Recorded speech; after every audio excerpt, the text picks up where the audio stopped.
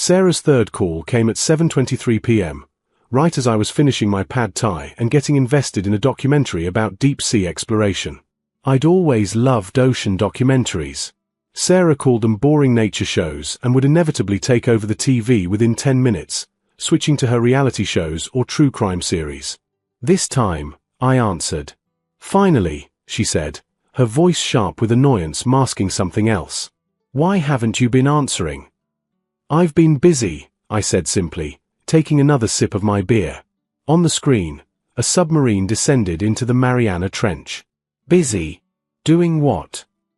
The question came out more like an accusation. "Eating dinner. Watching TV. Relaxing." I kept my tone neutral, conversational even. This was key. Dr. Morrison had coached me on this. No anger, no defensiveness. Just calm, matter-of-fact statements. "I texted you hours ago, Mark. You said something weird, and then you just disappeared." "I said I wasn't planning to wait for you." "That's not weird, Sarah. That's honest." There was a pause. I could hear music and laughter in the background. She was definitely out somewhere. "What's gotten into you?" "Nothing's gotten into me. You said you were going out, so I made my own plans. Isn't that how it works?" "Plans? What plans?" Now there was an edge of something in her voice I hadn't heard in a long time when she spoke to me. Uncertainty. "Just plans. Listen, I'm in the middle of something. Have fun with your friends." I moved to end the call. "Wait, Mark, don't you dare hang up on me." The command was instinctive for her, the expectation that I would comply automatic. But I wasn't the same man who would have stammered an apology 6 months ago. "Sarah, you're out with your friends. I'm home doing my own thing. We can talk tomorrow. Enjoy your night." I ended the call before she could respond. My heart was pounding. 5 years of conditioning doesn't disappear overnight, and part of me expected her to materialize in the doorway, demanding explanations. But the house remained quiet except for the documentary narrator describing the bizarre creatures that thrived in the crushing pressure of the deep ocean. Fitting metaphor, I thought. My phone immediately started buzzing with texts. That was incredibly rude. "What is wrong with you? Call me back now." "Mark, I'm serious. You're being childish." I read them all, then put my phone on Do Not Disturb. The sudden silence was extraordinary. Over the next 2 hours, I did something I hadn't done in years, exactly what I wanted. I finished the documentary, started another one about Antarctica, ate ice cream straight from the container, mint chocolate chip, which Sarah hated having in the house, and looked through photography equipment websites, researching what camera gear I'd need for Montana. At 10:30, my phone showed 42 text messages and 7 missed calls. I skimmed through them, watching the evolution from irritation to anger to what appeared to be genuine worry. The latest ones read, "Mark, this isn't funny anymore. Are you okay? I'm getting worried. Please just let me know you're all right." I sent one message back, "I'm fine. Home. Going to bed soon. See you when you get back." Her response was immediate, "I'm coming home now." I glanced at the clock. She'd said not to wait for her, implying she'd be out late. It wasn't even 11 p.m. I didn't respond. I took my time getting ready for bed. Brushed my teeth, changed into pajamas, set my alarm for my usual 6 a.m. wake-up time. I was in bed reading a novel I'd bought weeks ago when I heard her car pull into the driveway at 11:17 p.m. The notification chimed on my phone at exactly 5:47 p.m. I was in the middle of reviewing quarterly reports when Sarah's message appeared on my screen. "Don't wait for me tonight. Going out with the girls. Dinner is in the fridge." My fingers hovered over the keyboard for a moment before I typed back, "Didn't plan to." 3 simple words. 3 words that would unravel 5 years of carefully constructed power dynamics in our marriage. The typing indicator appeared immediately, then disappeared, then appeared again. I could practically feel her confusion through the screen. This wasn't how our script usually went. Normally, I'd ask where she was going, what time she'd be home, express some mild concern or disappointment. I'd been playing that role for so long, I'd almost forgotten it was a performance. My phone buzzed again. "What do you mean you didn't plan to?" I smiled slightly, setting my phone face down on my desk. Let her wonder. I had work to finish, and for the first time in years, I felt no obligation to immediately respond to her need for attention and reassurance. The thing about patterns is that once you recognize them, you can't unsee them. It had taken me 18 months of individual therapy to understand what Dr. Morrison kept gently pointing out. I wasn't in a partnership. I was in a performance where I played the role of the attentive, accommodating husband while Sarah directed the show. "Don't Wait for Me Tonight" wasn't really about dinner or her girls' night out. It was a test. A way to measure my reaction, to confirm that my world still revolved around her schedule, her plans, her whims. She expected me to ask questions, to show that her absence mattered, that I'd be lost without her guidance on what to do with my evening. But something had shifted in me over the past few months. Maybe it was turning 40 last month. Maybe it was the promotion at work that reminded me I was competent and valued. Maybe it was just exhaustion from playing a part that no longer fit. My phone vibrated 3 more times in quick succession. I ignored it. At 6:15, I packed up my briefcase, said goodbye to the few colleagues still working late, and headed to my car. The drive home through the city traffic gave me time to think. Our relationship hadn't always been this way. In the beginning, Sarah's confidence and decisiveness had been attractive. She knew what restaurants to go to, what furniture to buy, what social circles to cultivate. I'd been happy to follow her lead. But somewhere along the way, her leadership had become control. Her opinions had become mandates. My preferences had become irrelevances. When had I stopped having a voice? When had we become she decides? I pulled into our driveway at 6:50 p.m. The house was dark except for the porch light on its automatic timer. Usually, this sight would trigger a familiar melancholy, coming home to an empty house, heating up whatever Sarah had prepared, eating alone while she enjoyed herself elsewhere. Tonight felt different. I walked inside, loosened my tie, and instead of heading to the kitchen, I went straight to my laptop.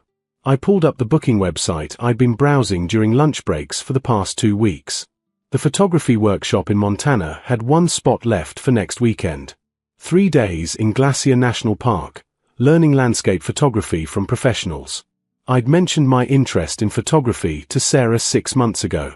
She dismissed it as a phase and suggested I focus on practical hobbies. My cursor hovered over the register button. My phone buzzed again. And again. The notifications were piling up now, and I could feel the energy behind them shifting from confusion to irritation to something that might have been worry. I clicked register, entered my credit card information, and confirmed the booking. $500 for 3 days of doing exactly what I wanted, answerable to no one. The relief that washed over me was immediately followed by my phone ringing. Sarah's photo filled the screen, a picture from our wedding where she looked radiant and in control. I let it ring through to voicemail. Then I ordered Thai food from my favorite restaurant, the one Sarah always vetoed because she didn't like the smell of fish sauce. I opened a beer, changed into comfortable clothes, and settled onto the couch with the remote control firmly in my hand. For the first time in years, I was going to watch what I wanted to watch. My phone rang again. The front door opened and closed. I heard her heels clicking on the hardwood floor, moving quickly through the house. She appeared in the bedroom doorway, still in her going-out clothes, tight black dress, heels, makeup done. She looked beautiful and confused and angry all at once. "What the hell, Mark?" I looked up from my book, keeping my expression neutral. "Hey, I thought you were staying out late with the girls." "I was. Until you started acting crazy." She crossed her arms, her default power pose. "What's going on with you?" "Nothing's going on. You said you were going out, so I enjoyed an evening at home. Is there a problem?" "You know exactly what the problem is. You completely ignored me. You hung up on me. She gestured vaguely. "You weren't, you." "I wasn't what, exactly?" She opened her mouth, then closed it. I could see her struggling to articulate what she meant without saying the quiet part out loud. "You weren't compliant. You weren't predictable. You weren't under control. You weren't acting normal, she finally said. I ordered food I like, watched shows I enjoy, and went about my evening. That seems pretty normal to me. I turned a page in my book, though I wasn't really reading anymore. Since when do you order Thai food? You know I can't stand the smell. You weren't here. Such simple words, but I watched them land like a physical blow. Her eyes widened slightly. That's not. I mean, obviously I wasn't here, but... She trailed off, seeming to realize she was revealing more than she intended. I set my book down and looked at her directly. Sarah, you texted to tell me you were going out and not to wait for you. I respected your plans and made my own. I'm not sure why that's a problem. It's not a problem, it's just weird. You're being weird. But her voice lacked conviction now. The next morning, I woke up at 6 a.m. as usual. Sarah was still asleep, having stayed up past 2 a.m. the night before, alternating between trying to engage me in conversation and scrolling through her phone with increasing agitation. I'd remained polite but distant, eventually saying I needed sleep and turning off my bedside lamp. I went through my morning routine quietly: shower, shave, dress in one of my better suits. I'd skipped breakfast at home for years because Sarah liked to sleep in, and my morning routine disturbed her. Instead, I'd grab something at the office cafe. This morning, I made myself a full breakfast. Eggs, toast, coffee, orange juice. I sat at our kitchen table and actually tasted my food instead of eating it hurriedly in my car at red lights. Sarah appeared in the doorway at 7:15, wrapped in her robe, looking exhausted and irritated. You're being loud, she said. I'm making breakfast. You never make breakfast. I'm making breakfast now. I finished my eggs and carried my plate to the sink. She watched me with an expression I couldn't quite read. Are you mad at me about something? It was an interesting question. Was I mad? I'd spent enough time in therapy exploring my feelings to know the answer was complicated. Angry? Not exactly. Disappointed? Definitely. Tired? Absolutely. But mostly, I just felt clear. Clear about what I wanted and what I wouldn't accept anymore. No, I'm not mad. Then what is this? She gestured at me, at the kitchen, at everything. This is me living my life, Sarah. That's dramatic. She tried to laugh, but it sounded uncertain. I dried my hands and picked up my briefcase. I have an early meeting. I'll see you tonight. Wait, what time will you be home? Not sure. Probably around 6 or 7. I moved toward the door. Probably. Mark, I need to know if I should make dinner. I turned back to look at her. Make dinner if you want to eat dinner. I'll figure out my own food. What's that supposed to mean? It means you don't need to arrange your evening around me, and I'm not arranging mine around you. We're both adults. We can each handle our own meals. I could see the panic starting to rise in her eyes. This was too much deviation from the script, too many variables she couldn't control. Are you leaving me? The question came out smaller than I think she intended. I'm going to work, Sarah. We can talk tonight if you want. I left before she could respond. The drive to the office felt different. Lighter somehow. I caught myself humming along to the radio. When had I stopped doing that? At work, my assistant Jennifer commented that I seemed in good spirits. My colleague Tom mentioned I looked relaxed. During the 10 a.m. leadership meeting, I spoke up with an idea I'd been sitting on for weeks. My boss loved it. Why had I been holding back? My phone buzzed throughout the day with messages from Sarah. We need to talk. Something is clearly wrong. I don't understand what I did. You're scaring me with this behavior. Can you at least tell me what's going on?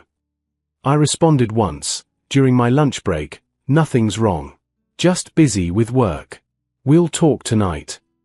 At 5 p.m., instead of rushing to leave, I stayed for a strategy session with the marketing team. It was optional, but interesting. I'd normally decline because Sarah expected me home by 6:30. Today, I stayed until 7:15, contributing ideas and actually enjoying the collaborative energy. When I finally left, I had 3 missed calls and a dozen texts. The latest one read, "Where are you?" I called her from the car. "Finally," she answered. "I've been trying to reach you." "I was in a meeting." "What's up?" "What's up?" "Mark, it's 7:30. You said you'd be home around 6 or 7. I said probably 6 or 7. The meeting ran late." "What meeting? You didn't mention a meeting." "It came up this afternoon." "Listen, have you eaten? I'm going to stop and grab something." "Stop and, Mark, I made dinner. I've been waiting for you." This caught me off guard. Sarah rarely cooked, usually reheating pre-made meals or ordering delivery. "You cooked?" "Yes, I cooked. I made your favorite, that pasta thing with the chicken." "My favorite?" She was talking about chicken Alfredo, which she claimed was too heavy and made her feel bloated. She'd made it maybe twice in 5 years, both times when she wanted something from me. "That's nice of you, but I already ordered. I'll be home in about 40 minutes. 40 minutes? Where are you?" "Across town. The meeting was at the downtown office." "So you're just not coming home for dinner? After I cooked?" Her voice had that edge again, the one that used to make me immediately backtrack and apologize. "Sarah, you didn't tell me you were cooking. I made other plans. I'll eat what you made tomorrow." "It won't be good tomorrow. It's supposed to be eaten fresh." "Then I guess you should eat it tonight and enjoy it."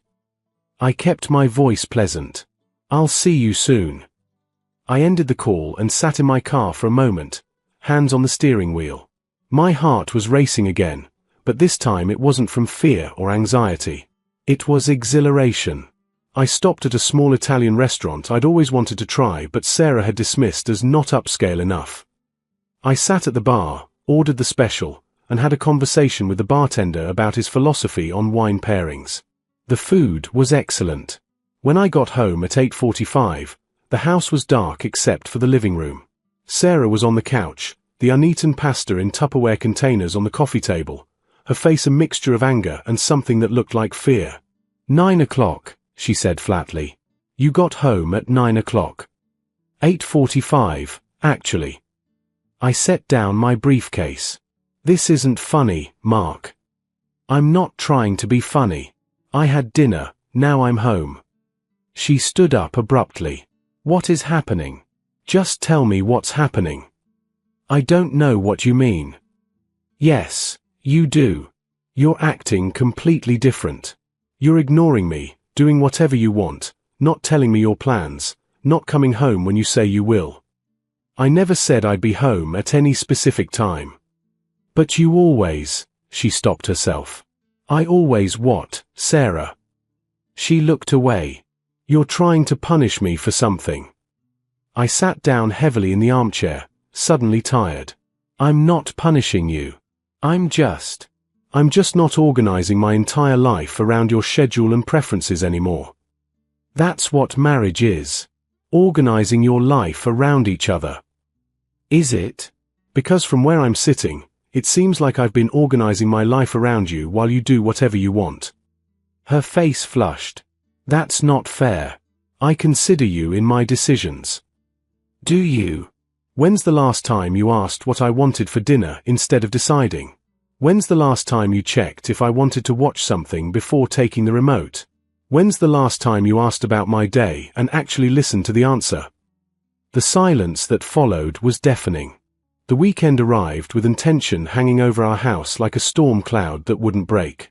Saturday morning, I woke up early and quietly gathered my photography research, the printout of my Montana workshop confirmation, and some coffee. I set up at the kitchen table, genuinely excited about the trip that was now just 6 days away. Sarah emerged around 9 a.m., earlier than her usual weekend wake-up time. She'd clearly been sleeping poorly. I'd felt her tossing and turning all night, her usual deep sleep disrupted by whatever was churning in her mind. "Morning," I said, glancing up from an article about aperture settings for landscape photography. She poured herself coffee and sat down across from me, her eyes fixed on the papers spread before me. What's all this? Research. I'm taking a trip next weekend. Her hand froze halfway to her mouth with the coffee cup. A trip. What trip? Photography workshop in Montana. Glacier National Park. I leave Friday afternoon, back Monday evening. She set down her cup carefully, as if afraid she might drop it. When were you planning to tell me? I'm telling you now. That's a week away, Mark. We have the Hendersons' dinner party on Saturday night. I looked up from my papers. You have the Hendersons' dinner party. You never asked if I wanted to go. You told me we were going. It's the same thing. It's really not. She stood up abruptly, pacing to the window. So you're just going to skip out on a social commitment, one that's important for your career, I might add, since Henderson is your boss's golf buddy, to go take pictures of mountains. Yes. That's. She turned to face me. That's incredibly selfish. I set down the article I'd been reading and looked at her directly. Sarah, have I ever asked you to skip something you wanted to do? That's different. How? I don't just randomly decide to do things without consulting you. Don't you? Your girls' nights, your shopping trips, your yoga retreats, your book club weekends, I don't remember being consulted on any of those. I remember being informed. Those are regular commitments. You knew about them. And now you know about Montana. Consider yourself informed. Her face was flushed now, and I could see her hands shaking slightly. I don't understand what I did to deserve this. That stopped me. I closed my laptop and leaned back in my chair. Sarah, this isn't about punishing you. This is about me remembering that I'm a person with my own interests and desires. You've never cared about photography before. I've cared about photography since college. I used to carry a camera everywhere. You called it a phase 6 months ago when I mentioned wanting to get back into it. Before that, I mentioned it 3 or 4 times over the years. You never heard me. That's not true. I listen to you. Do you? What's my favorite food? She blinked. Italian. Your favorite food is Italian. Mine is Thai. What's my favorite movie? We don't have time for games. The answer is Blade Runner. I've mentioned it at least a dozen times. You've never watched it with me because you say sci-fi is boring. What's something I've wanted to do for years but haven't?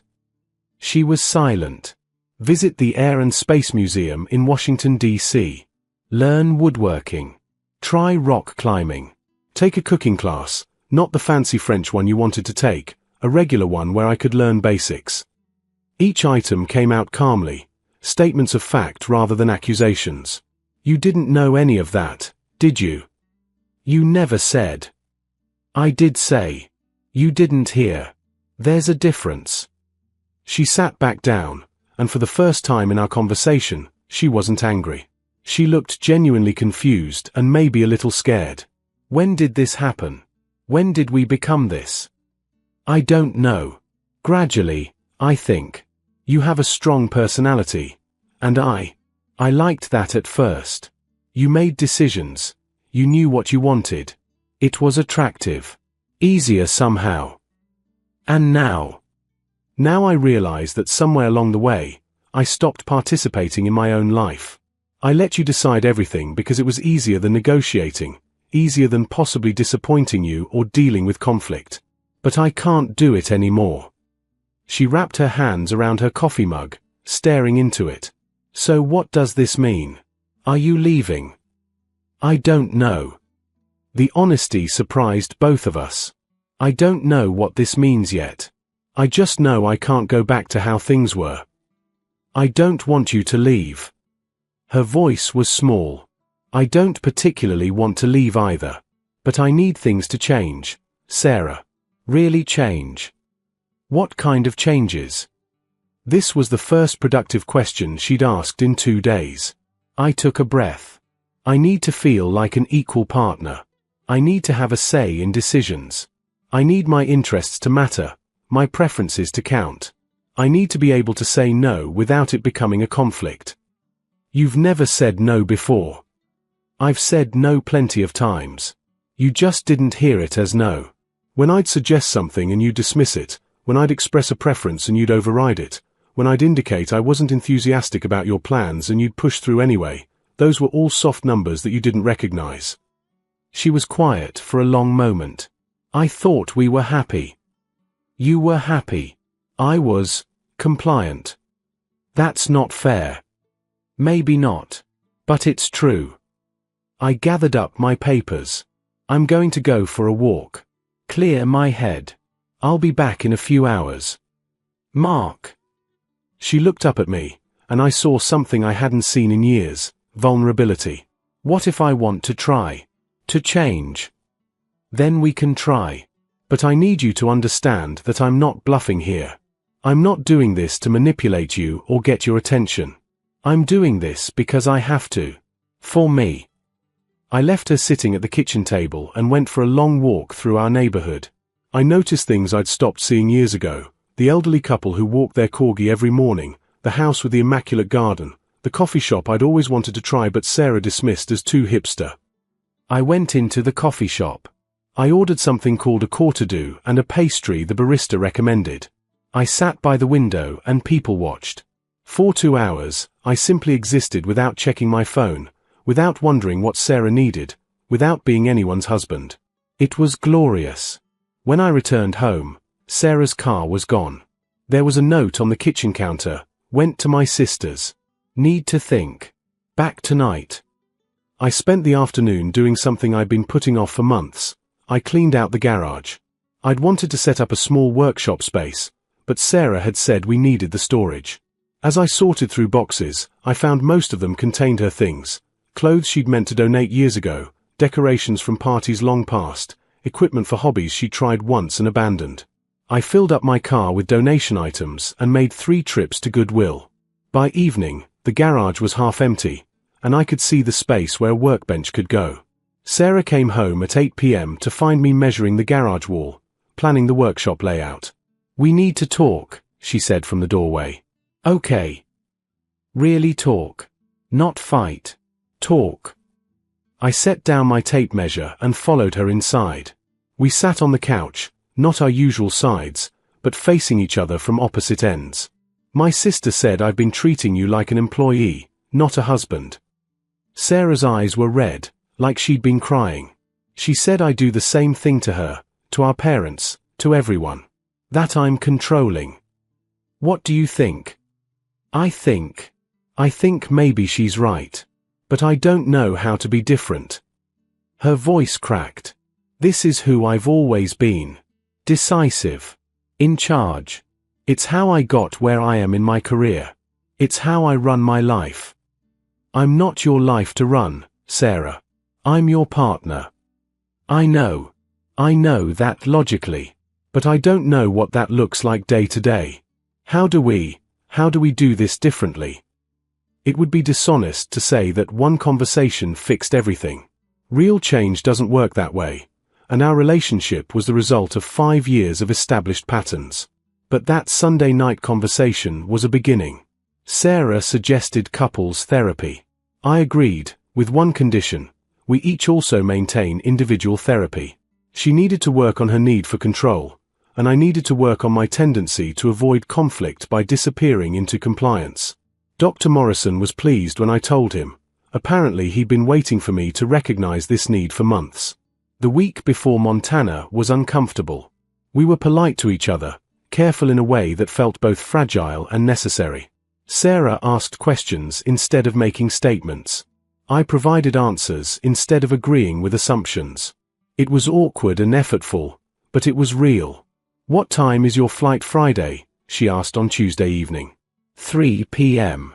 I'll work from home in the morning and leave for the airport around noon. She nodded, then hesitated. Can I ask you something? And will you tell me the truth? Yes. Is there someone else? Is that what this is about? I looked at her, really looked at her, and saw the fear beneath the question. No. There's no one else. This is about me finding myself again. That's all. Okay. She seemed to believe me. Will you send me pictures? From Montana. Sure. And Mark? I'm not going to the Hendersons' dinner party. I told them you had a work commitment and I didn't want to go alone. You didn't have to do that. I know. I wanted to. She paused. I've been thinking about what you said.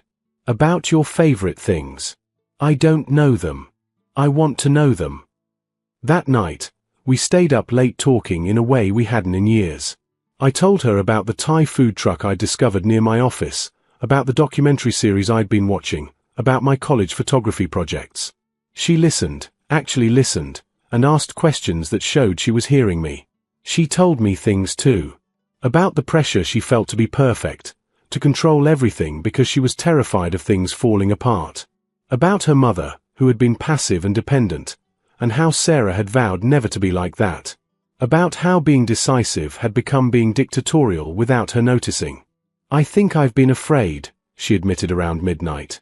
Afraid that if I wasn't in control of everything, I'd end up like my mom, just drifting through life, letting it happen to her instead of making it happen. There's a middle ground between drifting and controlling, I said gently. It's called partnership. Will you teach me how to find it?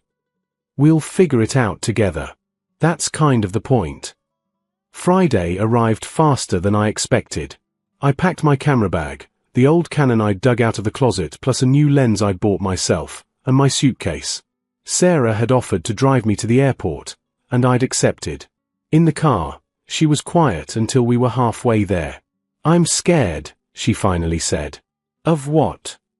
That you'll go on this trip and realize you're happier without me. That you won't come back. Not really. I considered lying, offering easy reassurance.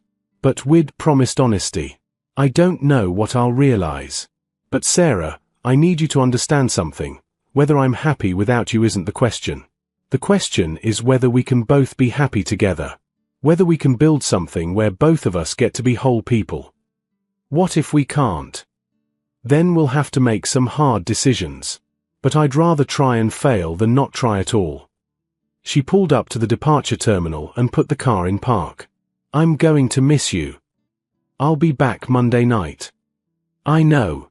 But still. She turned to face me. Have fun. Take amazing pictures. Don't think about me or work or any of this. Just be present. I leaned over and kissed her forehead. Thank you. For what? For trying. Montana was everything I'd hoped. The workshop was challenging and inspiring. I met other photographers who shared my passion, who understood the desire to capture light and landscape in ways that made people feel something. I woke up before dawn to catch the sunrise over mountain peaks. I stayed out after sunset to photograph stars I'd forgotten existed beneath city light pollution. And yes, I sent pictures to Sarah. Not obligatory check-in photos, but images I was proud of, moments I wanted to share. She responded to each one with genuine enthusiasm, asking questions about settings and locations. On Sunday night, standing beside a glacier-fed lake that reflected the mountains like a mirror, I had a realization. I wasn't happy without Sarah. But I also wasn't the same person who had left on Friday. I'd remembered what it felt like to be Mark, not Sarah's husband, not the accommodating partner, just Mark. And I liked him. I wanted to be this Mark in my marriage. The question was whether our marriage had room for him. I flew home Monday evening. Sarah picked me up from the airport, and I could see the nervousness in her face as I walked toward her with my camera bag and suitcase.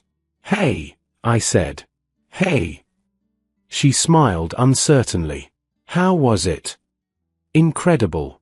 I'll show you the photos when we get home. In the car, she said, I started therapy. Found someone who specializes in control issues and anxiety. Had my first session yesterday. How'd it go? Hard. She asked me to list all the decisions I make for other people in a typical day. The list was long. She glanced at me. She also asked me to list what I know about what makes you happy. That list was short. We're both learning. I made dinner. Actually made it. From scratch. Used a recipe you mentioned months ago. That Moroccan chicken thing. I have no idea if it's any good, but I tried. She laughed a little. I also bought mint chocolate chip ice cream. And I downloaded Blade Runner. I thought maybe we could watch it together. Something tight in my chest loosened. I'd like that. At home, the house felt different. Small changes, but noticeable. My camera magazine on the coffee table instead of hidden away. The TV remote on the middle cushion instead of on her side. The garage door open, revealing the emptied space where my future workshop would go. Dinner was good, not perfect, but made with effort and thought. We ate and I told her about the workshop, about the photographers I'd met, about standing in the wilderness and feeling like myself again. I want to feel like myself too, she said quietly. I think I've been playing a role too. The competent, in control, successful woman. I thought that's who I had to be. Who do you want to be? I don't know yet. That's what I need to figure out. She smiled sadly. My therapist asked what I like to do when no one's watching, when there's no one to impress. I couldn't answer. Isn't that pathetic? I'm 38 years old and I don't know what makes me happy. So we'll both figure it out. Together but separate. Partners, not performers. After dinner, we did watch Blade Runner. Sarah fell asleep halfway through. It really wasn't her kind of movie, but she'd tried.